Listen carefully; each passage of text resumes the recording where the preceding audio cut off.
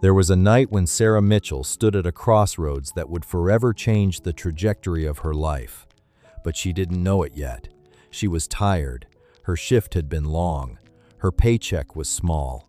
And all she wanted was to get home to her cramped apartment in a part of the city most people avoided. The rain was falling hard, the kind of rain that makes you pull your jacket tighter and walk faster. Sarah was doing exactly that when she heard something that made her stop. A sound, a voice, crying out from somewhere in the darkness. And in that moment, she had to make a choice that would haunt her for the rest of her life if she walked away. But would she? Would you? Before we go any further, let us know in the comments where you're watching from. We'd love to hear from you. And if you're new here, click on the subscribe button so you never miss any of our upcoming videos, because what you're about to hear is not just a story. It's a reminder about what it means to be human. It's about a split-second decision that changes everything. So stick with us, because by the time this story ends, you'll be asking yourself the same question Sarah asked that night. Sarah Mitchell was 26 years old, and if you had asked her that evening what her life meant, she probably would have struggled to give you an answer. She worked as a cleaning staff member at the Riverside Medical Center, one of the busiest hospitals in the city. Every single day, she arrived at 6 in the morning and didn't leave until 2 in the afternoon. Her job was simple: clean the floors, empty the trash, make sure every surface was spotless. It wasn't glamorous work. It wasn't work that made people respect you at dinner parties or look up to you as someone special. In fact, most people didn't even notice Sarah when she was in a room. They stepped around her. They spoke over her. Sometimes they didn't speak to her at all, as if she was part of the building itself, just another fixture that kept things running. Sarah had grown up in a small town in upstate New York, the kind of place where everyone knew everyone, and news traveled faster than the internet. Her father had been a factory worker. Her mother had cleaned houses for wealthy families. Neither of them had gone to college. Neither of them had pursued big dreams. They had simply worked hard, paid their bills, and tried to give their daughter something better. That something better had meant putting her through a community college program, but life had a way of not going according to plan. After 2 years, Sarah had run out of money. She couldn't afford the tuition anymore.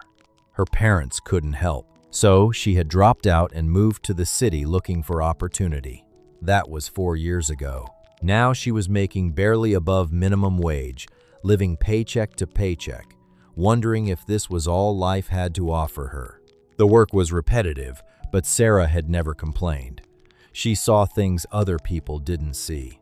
She saw the nurses crying in the break room after losing a patient. She saw the doctors arguing about decisions that could mean life or death. She saw the patients and their families holding hands in the hallway, some of them smiling, some of them falling apart. Sarah understood that life was happening all around her in this hospital, and she was grateful to have any job at all. Her supervisor, a woman named Patricia, often commented that Sarah was too quiet, that she needed to be more assertive, more ambitious. But what Patricia didn't understand was that Sarah wasn't quiet because she lacked confidence. She was quiet because she was watching, she was listening. She was understanding that the world was more complex than she had ever imagined. That particular evening, the one where everything changed, had been like any other evening. Sarah had mopped the 3rd floor. She had cleaned the bathrooms. She had restocked the paper towels and soap dispensers. The hospital hummed with its usual activity. Machines beeped. People rushed. Life and death existed in the same hallways, separated by nothing more than a curtain or a door. As 6 o'clock approached, Sarah clocked out, changed out of her uniform in the employee locker room, and prepared to face the rain outside. She was thinking about the pasta she had at home, wondering if she had enough money in her account to buy groceries this week.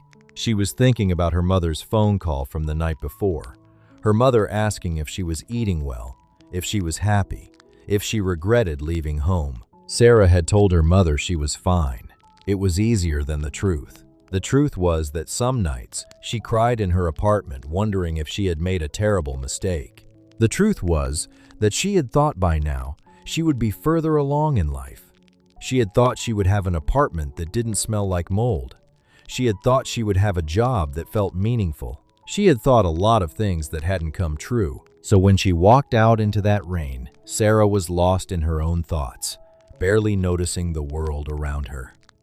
She barely noticed the luxury cars parked in the hospital's executive parking lot. She barely noticed the Blacktown car with tinted windows that sat idling near the loading dock.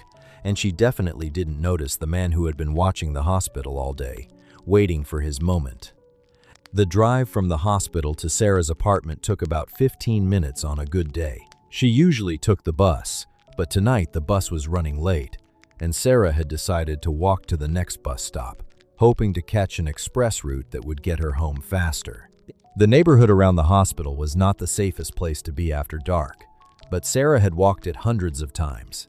She knew which streets to avoid. She knew which shortcuts cut through parks and parking lots. She knew where to position herself on the sidewalk so she was visible, not vulnerable. She was a woman alone in the city, and she had learned to be careful. She had learned to trust her instincts. Or at least, she thought she had. The rain was coming down hard now, the kind of rain that bounced off the sidewalk and soaked through your clothes within seconds. Sarah's jacket, which had never been very waterproof to begin with, was already heavy with water. She could feel it dripping down the back of her neck, and she shivered. Her phone's battery was at 17%, and she cursed herself for forgetting to charge it that morning. She wanted to call her friend Marcus, who lived closer to the hospital and sometimes gave her rides, but she knew he was probably working late at the restaurant where he was a line cook. Everyone was working. Everyone was tired. Everyone was doing their best to survive. The street Sarah was walking on was called Riverside Drive, and it lived up to its name. On one side was the river, dark and swirling in the rain. On the other side was a series of older businesses, most of them closed for the night. There was a closed-down furniture store, a shuttered grocery, a building that had once been a school. Sarah had walked this route so many times that she could have done it with her eyes closed. She knew where the street lights were. She knew where the shadows were deepest. She knew that just 2 more blocks and she would reach the bus stop where the express route picked up. Then she heard it. The sound of a car moving too fast, the squeal of tires. Then the terrible sound of impact. Metal against metal, metal against something solid. Sarah's head snapped up. In the darkness, about 50 yards ahead of her, she saw headlights pointed at an awkward angle. She saw sparks. She saw something that made her heart stop. A car had crashed. Not just a minor fender bender, a serious crash. The kind that makes your body go cold and makes you freeze for a moment, unsure if what you're seeing is real. For a second, Sarah stood completely still. She thought about what her mother had always told her. Don't get involved in other people's problems. Don't put yourself in danger. Look out for yourself, because nobody else will. Sarah understood the logic of that advice. She understood that getting involved could mean trouble. The neighborhood wasn't safe. She was alone. Her phone was almost dead. Every rational thought in her head was screaming at her to keep walking, to get to the bus stop, to get home, to forget what she had seen. But then she heard something else. A moan, a voice. Someone was hurt. Sarah felt something shift inside her chest. A tightness, a pressure. She had spent 4 years working in a hospital. She had seen suffering. She understood that every person in pain deserved help. She thought about all the times she had cleaned floors in hallways where people were desperate, where people needed someone to care. And she thought about the kind of person she wanted to be. The kind of person who walked past someone in need, or the kind of person who stopped. Sarah moved toward the car. The rain was so heavy she could barely see 10 feet in front of her. The car was a luxury sedan, the kind that Sarah could never afford in 1,000 lifetimes.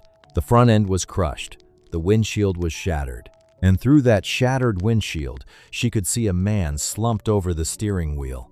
She approached carefully, aware that anything could happen. She was alone on a dark street with an injured stranger. She had no weapon. She had no way to protect herself, but she kept moving forward anyway. She called out to the man. "Hello? Can you hear me? Are you okay?" The man didn't respond at first. Then slowly, he turned his head. Blood was dripping down the side of his face. His eyes were unfocused, struggling to recognize her. "Help me," he whispered. His voice was barely audible over the rain. Sarah pulled out her phone with shaking hands. She dialed 911. The call went through and a dispatcher answered. Sarah gave the location, described the accident, explained that someone was injured. The dispatcher told her to stay on the line, to keep the person talking, to make sure they stayed conscious. Sarah nodded, even though the dispatcher couldn't see her. She moved closer to the car, ignoring every instinct telling her to back away. She opened the passenger door, which thankfully wasn't jammed, and leaned inside. The smell of gasoline was strong. She worried about fire, about explosions, about all the things that could go catastrophically wrong in the next few minutes. "What's your name?" she asked the man. "James," he said weakly. "My name is James." "Okay, James. My name is Sarah. I'm going to stay right here with you until the ambulance arrives. You're going to be okay. Just keep talking to me. Don't close your eyes." The man nodded slightly. He seemed confused, disoriented. He kept asking where he was. He kept saying something over and over, something about being followed, something about needing to run. Sarah didn't understand what he meant. She assumed it was the head injury talking, the confusion that came with trauma. She held his hand and waited. She spoke to him in a calm voice, the same voice she might have used to comfort a frightened child. She told him about her job at the hospital. She told him about her mother in upstate New York. She told him about the stupid pasta dinner she had been planning. She talked about anything and everything, because she understood that sometimes the sound of another human voice was the most powerful medicine available. When the ambulance finally arrived, it felt like only minutes had passed, though Sarah suspected it had actually been longer. The paramedics rushed toward the car, their movements quick and practiced. They assessed James with professional efficiency, stabilized his neck, carefully extracted him from the vehicle. They asked Sarah questions about the accident, about how it happened, about whether she had seen anything. Sarah told them what she knew, which wasn't much. She had heard the crash. She had come to help. The man had said he was being followed. The paramedics nodded. They thanked her. And then they loaded James into the ambulance and drove away, their sirens wailing into the rain. Sarah stood alone on the street as the rain continued to fall. A police officer arrived to document the scene. He took her statement. He asked her more questions.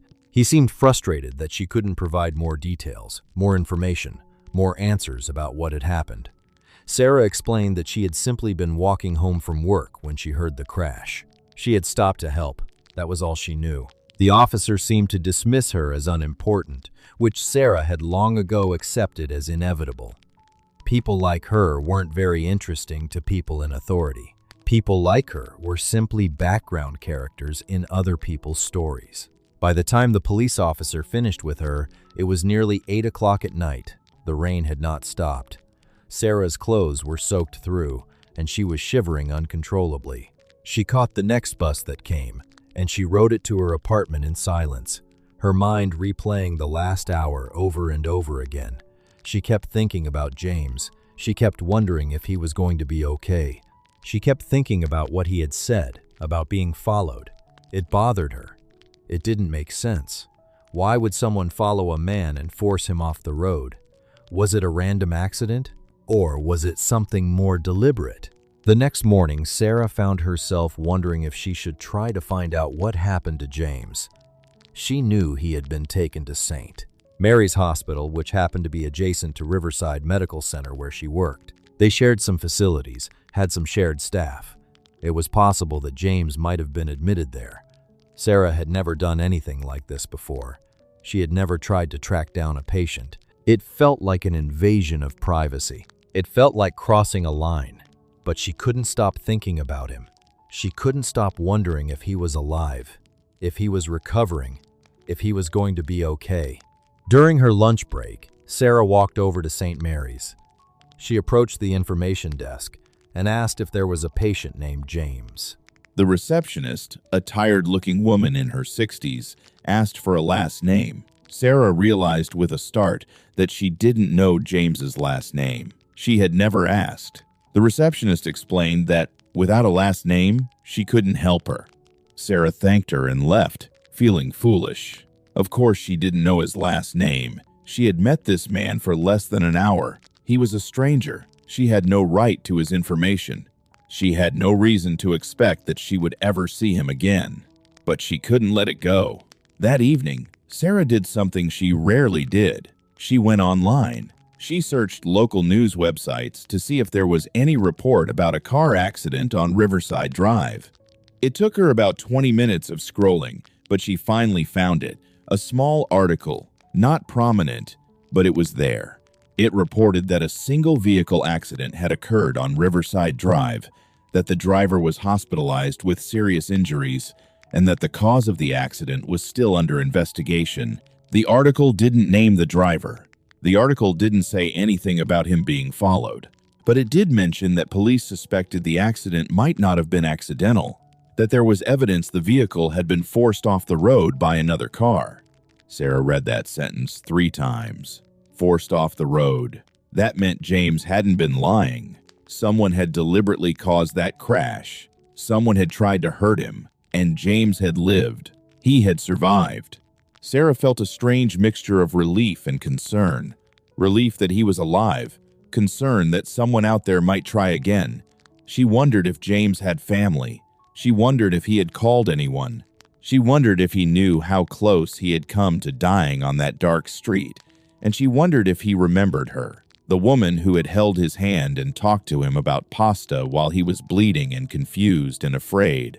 3 days passed. Sarah went to work. She cleaned floors. She emptied trash. She watched the hospital go about its business. And all the while, she found her thoughts drifting back to James. She had begun to accept that she would never know what happened to him, that her brief encounter with him was simply one of those random moments that life sometimes handed you. She had helped someone. That was good. That was enough. That should be enough. But it wasn't quite enough. Not really. Because Sarah had developed a curiosity about this stranger that she couldn't quite explain. Then, on the evening of the 4th day, something unexpected happened. Sarah was leaving her shift at Riverside, and as she walked toward the bus stop, she noticed a black car parked near the entrance. It was a town car, expensive looking, with tinted windows. As Sarah walked past, the rear window rolled down. A man leaned out. He was wearing a suit. He looked like the kind of person who was used to being in charge. He looked at Sarah, and his expression seemed to shift from concentration to something else. Recognition, maybe, or surprise. "You're Sarah," he said. It wasn't a question. Sarah stopped. Her heart began to beat faster. "Yes. How do you know my name?" "Mr. James asked me to find you," the man said. "He would like to meet you. Would you be willing to get in the car?" Sarah's instinct, the same instinct that had told her to walk past the crashed car just days before, told her this was a bad idea. Getting into a car with a stranger, going somewhere she didn't know.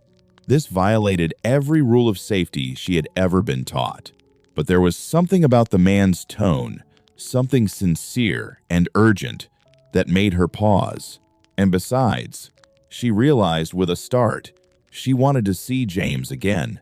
She wanted to know that he was okay. She wanted to understand what had happened to him. So she got in the car. The car ride took about 15 minutes. They drove through the city streets, passing neighborhoods that Sarah both recognized and didn't recognize. They eventually arrived at a tall office building in the downtown area, the kind of building that housed major companies and important people. The man, who still hadn't introduced himself, led Sarah through a private entrance and into an elevator. They rode to the 42nd floor. Sarah's hands were shaking. She kept reminding herself that she had held this man's hand. She had helped him. He owed her gratitude, not harm. But fear is not always rational. The elevator doors opened onto a floor that seemed to exist in a completely different world from the one Sarah lived in. Everything was glass and steel and expensive-looking furniture. The walls displayed modern art that Sarah didn't understand. The carpet was so plush that her footsteps were completely silent. The man led her down a hallway and into an office that had a view of the entire city. And sitting behind the desk, looking much better than he had looked 4 days ago, but still bearing the marks of his injury, was James. "Sarah," he said, and he stood to greet her. He still had bandages on his face. He moved carefully, like someone who was still in pain, but he was smiling. "Thank you for coming. Please, sit down." Sarah sat in one of the expensive chairs across from his desk. She felt completely out of place. Everything about this moment felt surreal. The fancy office, the expensive suit that James was now wearing. The way he looked at her like she was someone important. "I wanted to thank you," James said, "for saving my life." Sarah shook her head. "I just called an ambulance." "You did much more than that," he said. "You stayed with me. You kept me conscious. You made sure I got help. If you had walked past me that night, if you had decided to ignore what you heard, I would probably be dead." He paused. "Certainly, I would have been in much worse condition than I am now." Sarah didn't know what to say. She had been thinking about this man for days, but she had never imagined him like this, in this setting, in this office. It was like he was a completely different person.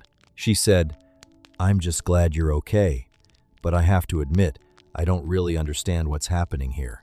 Why did you ask that man to find me? Why do you want to see me?" James was quiet for a moment. Then he said, "Because I need to tell you something about that accident, and I need to tell you something about myself. The truth is, that accident wasn't really an accident at all. Someone forced my car off the road deliberately.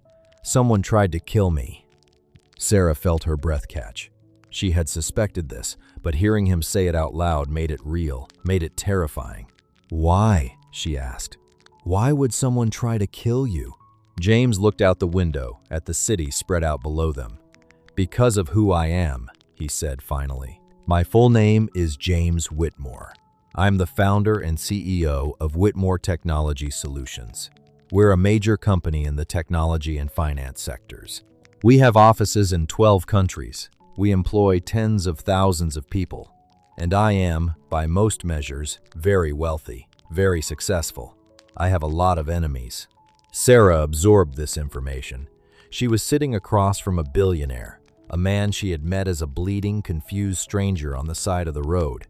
It almost didn't seem possible. She said, "I still don't understand why you wanted me to come here. I'm nobody. I'm just someone who happened to be walking past." "No," James said firmly. "You're not nobody.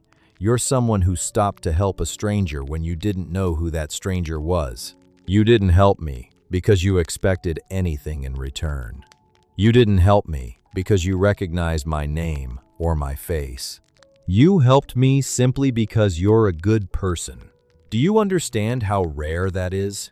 In my world, in the world of business and power and money, everyone wants something from you. Everyone has an angle. Everyone is calculating. And then there's you. You helped me and asked for nothing. You didn't even try to find out who I was, did you?" Sarah shook her head. "No. I actually tried to find out. I looked for you in the hospital records. I read about the accident online, but I couldn't find your name." She paused. "I wanted to make sure you were okay. I've been worried about you." James smiled. It was a genuine smile, not the polished smile of a businessman. "That," he said, "is exactly why I wanted to meet you again. I want to understand you. I want to know who you are, and I want to help you."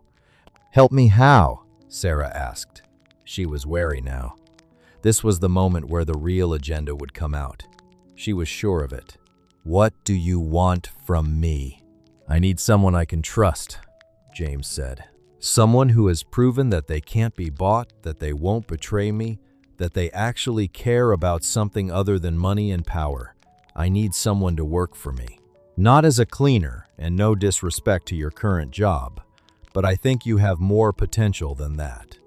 I need someone in a position of authority within my company. Someone to help me with certain matters that require discretion and integrity." Sarah leaned back. "I don't have any qualifications for that. I don't have a business degree. I have no experience in your industry." "I know," James said, "but I can teach you. I can provide education, training, mentorship. What I can't teach you is character. What I can't teach you is the ability to do the right thing when nobody is watching. That's something you already have." That's something I've been looking for my entire life, and I've rarely found it. Sarah left James's office that evening with her head spinning. She had a job offer, an actual job offer from one of the most powerful men in the city. A job that would pay more than she made in a month at the hospital. A job that would transform her life. She had asked for time to think about it, and James had agreed to give her a week. She had his personal phone number. She had his private email. She had an open invitation to call him with questions or concerns. As Sarah rode the bus home that night, she kept thinking about what had just happened. She kept thinking about the extraordinary coincidence of it all. What were the odds that she would find that particular man on that particular night? What were the odds that he would remember her? That he would want to meet her, that he would offer her this opportunity? It felt like something out of a movie, something that happened in stories but not in real life. And yet, real life it was. She told her mother about the job over the phone. Her mother was shocked, surprised, concerned about whether this was some kind of con, some kind of scam. But Sarah assured her that it was real. She had met the man. She had seen his office. She had held his hand. She knew he was genuine. Her mother's response was typical of her. She said, "That's wonderful. That's amazing. But remember, be careful. People who have money often use it to get what they want. Make sure you understand what he wants from you." Sarah assured her mother that she was being careful, but in her heart, Sarah wasn't entirely sure what she was doing. The rational part of her brain knew that this was an incredible opportunity. The other part of her brain, the part that still didn't trust the world, that still remembered the disappointment and struggle of the last 4 years, kept waiting for the other shoe to drop, kept waiting for the catch. A week passed. Sarah went to work. She went through the motions of cleaning floors and emptying trash. But her mind was elsewhere. She was thinking about the future. She was thinking about what it would mean to leave this job, to start over, to enter a world that she had never imagined herself being part of. On the 7th day, she called James. She said, "I accept your offer. I want to work for you." James sounded genuinely pleased. He told her to come to his office the next day, ready to start her new position. He told her not to worry about giving notice at the hospital. He would handle that. He would call the administration directly and explain that one of his employees had recruited her and he needed her to start immediately. It felt wrong somehow, this easy transition from one world to another. But Sarah had learned that sometimes life moved fast. Sometimes it changed on a dime.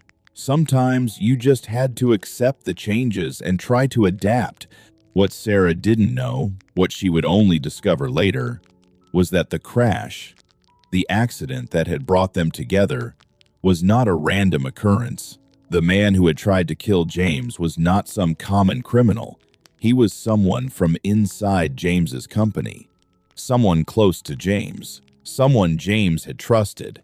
A man named David Chen, who had been working with James for more than 5 years, had become convinced that he deserved to run the company instead of James. David had become convinced that James was holding him back, that James didn't appreciate his contribution, that David was capable of so much more if he just had the power to make his own decisions. Over the course of several months, David had been stealing from the company. He had been embezzling funds. He had been hiding money in offshore accounts. And when James had discovered the theft, when James had confronted him, David had made a desperate decision. He had decided to kill James. He had hired someone to run James's car off the road. He had thought that with James dead, he could take control of the company, make the theft disappear, and live like the successful businessman he had always wanted to be. The attempt had failed. James had survived. And now, Sarah was working for James, helping him manage his company, serving in a position of trust and authority that she had never imagined would be possible for someone like her. Over the next few months, Sarah learned that the world of wealth and power was far more complex than she had ever imagined. She learned about corporate structure, about financial systems, about the incredible pressure that came with managing large amounts of money and people's livelihoods. She learned that James was not the cold, disconnected billionaire that she had assumed all wealthy people were. He was kind. He was thoughtful. He was deeply concerned about the welfare of his employees. He took his position seriously, not because of the power it gave him, but because of the responsibility it carried. She also learned the full story of what had happened to him. The police investigation had been thorough. They had uncovered David's theft. They had found evidence of his plan to kill James. They had arrested him, and he was now in prison awaiting trial.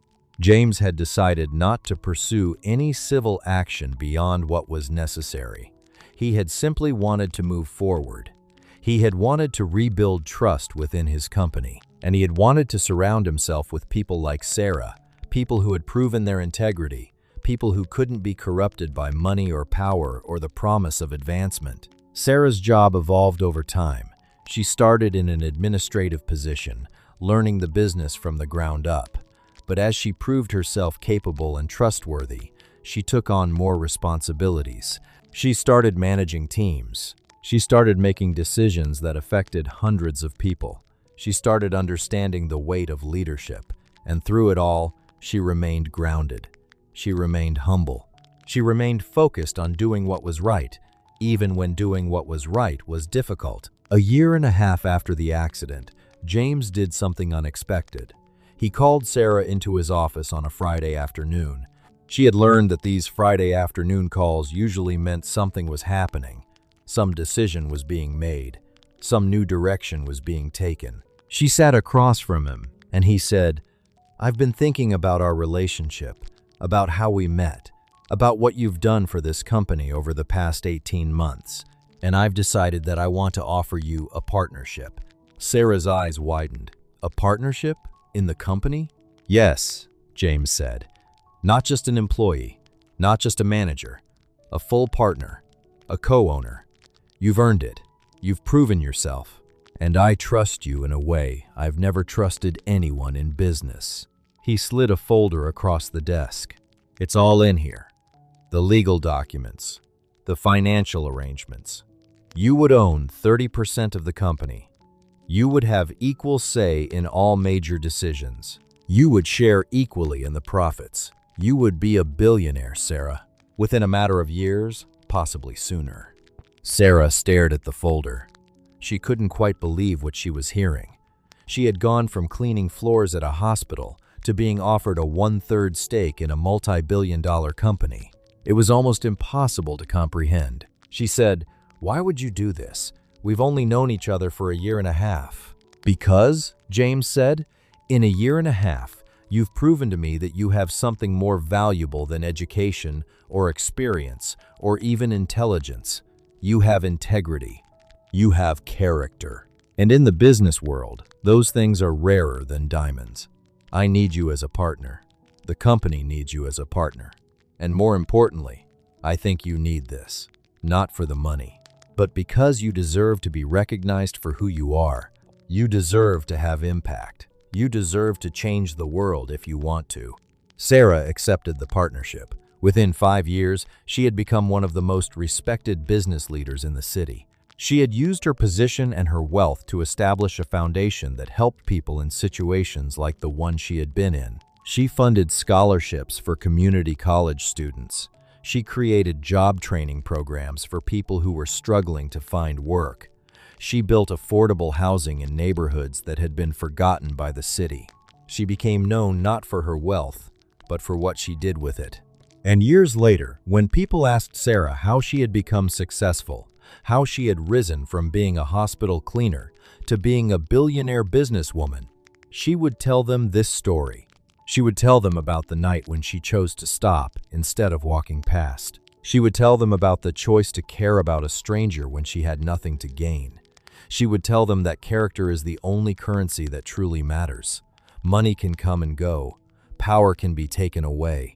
But if you have integrity, if you have the kind of character that moves you to help people even when it costs you something, then you have something that no amount of money can buy. So let me ask you something before we finish. If you had been in Sarah's position that night, if you had been walking home from work and heard someone in trouble, would you have stopped? Would you have risked your safety? Would you have helped a stranger knowing that there was absolutely nothing in it for you? Or would you have walked past? Would you have told yourself that it was someone else's problem? That you had too many of your own problems to worry about? Think about that. Really think about it. Because that one choice, that one moment, that one decision to care about someone else instead of just yourself, that's the thing that separates the people who change the world from the people who are just passing through it. And here's what I want you to know. Sarah wasn't special. She wasn't chosen. She was just a regular person doing a regular job, making regular money, living a regular life. But she made an extraordinary choice. And that choice changed everything. Not just for her, but for everyone she's helped since then. For everyone whose life has been affected by the foundation she created. For everyone whose life was touched by the scholarships she funded or the training programs she established. All of that came from one moment, one choice, one decision to stop and help a stranger. So before we finish, I want to know, how would you have handled Sarah's situation? Would you have been brave enough to help? Or would fear have held you back? Let us know in the comments. We'd love to hear your thoughts. And if this story resonated with you, if it made you think about the choices you make every single day, please share this video with someone you care about, because these stories matter. These reminders matter. In a world that often feels cold and disconnected and selfish, it's important to remember that kindness still exists. It's important to remember that one person can change everything. It's important to remember that you have the power to change someone's life simply by choosing to care. Thank you for watching. And if you haven't already, please subscribe to our channel so you never miss another story. Because next week, we're bringing you another tale that will absolutely blow your mind. A story about a young woman who discovers a hidden room in her new house, and what she finds inside will challenge everything she thought she knew about the family that lived there before her. So make sure you're subscribed so you don't miss it. Remember, every single day you have choices to make. Every single day you have opportunities to impact someone else's life, to help someone in need, to make a difference. The question is not whether those opportunities will come. The question is whether you'll recognize them when they do, and whether you'll have the courage to act. Thank you again for watching. We'll see you in the next one.